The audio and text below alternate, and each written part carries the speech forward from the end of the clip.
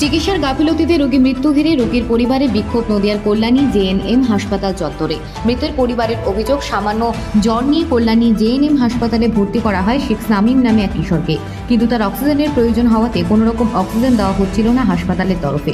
উপরোক্ত স্বাস্থ্যকর্মীরা রোগীর পরিবারের কাছে অর্থের চাপ দিতে শুরু করেন এবং বলেন টাকা না দিলে অক্সিজেন লাগানো যাবে না। পরবর্তীতে মৃতের আত্মীয়রা স্বাস্থ্যকর্মীদের টাকা দিলে অক্সিজেন দেওয়ার কিছুক্ষণের মধ্যেই মৃত্যু হয় ওই নাবালক কিশোরের।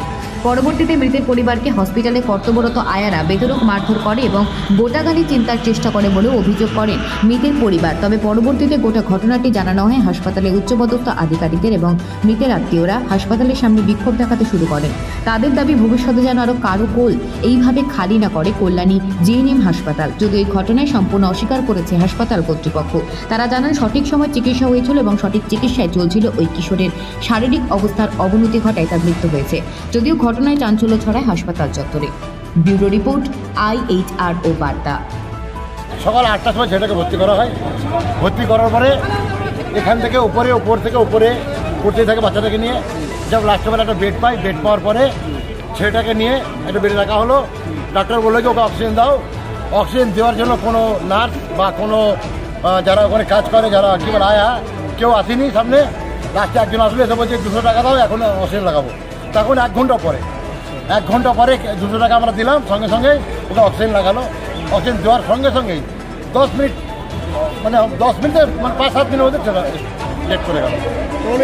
টাকা দিয়ে অক্সিজেন? হ্যাঁ, টাকা দিয়ে অক্সিজেন কেউ দেয়নি? না, কেউ দেয়নি, কেউ অক্সিজেন দেয়নি। নাম কি? আচ্ছা, শেখ সামিম। কোথায় বাড়ি? কোথায়? দেবো গ্রাম, নয়টি থানা। কি হয়েছিল? কি নিয়ে জ্বর? কি জ্বর? ওর জ্বর ছিল, জ্বর আর হালকা বমি হচ্ছিল। ছেলেটাকে নয়টি জেন হসপিটাল ট্রান্সফার করেছে, করে এখানে নিয়ে এসেছে। এখন আপনারা কী চাইছি? আমরা কেউ চাইনি। আমরা চাইছি কি যে ওর দ্বিতীয় কোনো মানুষের এর না হয়, দ্বিতীয় কোনো মানুষের সাথে ব্যাপার না হয়। শুধু তাই নয়, শুধু তাই নয়, একটা কথা, আয়া ছেলের বাবাকে, ছেলের মেসোকে, ছেলের কাকাকে উপরে গিয়ে একটু প্রতিবাদ করেছে। এত মারধর করেছে, গলা সোনার চেন অব্দি কেড়ে নিয়েছে, টাকাও নিয়েছে, মারধর করেছে এবং সোনার চেন অব্দি কেড়ে নিয়েছে। প্রমাণে দেখেন, এই দেখেন ওই হসপিটালে দেখেছি তার পেপার, এই মাত্র পেপার, আজকের ডেটের পেপার। আপনার নাম? আমার নাম শেখ আমিরুল ইসলাম, ব্যারাকপুর ডিডি। উত্তেজনা হয় হসপিটাল চত্বরে এবং পরিবারের পক্ষ থেকে একটা অভিযোগ আসে যে টাকা চাওয়া হয়েছিল, টাকা ঠিক না দেওয়ার ফলে বিনা চিকিৎসায় মারা গেছে শিশুটি। কী বলবেন?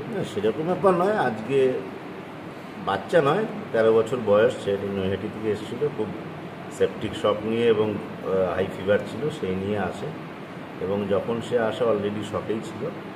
আমাদের এখানে ডক্টর অসিত বৈরাগী ডিউটিতে ছিলেন, উনি সঙ্গে সঙ্গেই চিকিৎসা করেছেন এবং চিকিৎসা করার মিনিট 15-র মধ্যেই পেশেন্ট এক্সপায়ার করেন। যাই হোক, যেটা খুবই দুর্ভাগ্যজনক ঘটনা, একটা 13 বছরের ছেলে মারা গিয়েছে আর কি।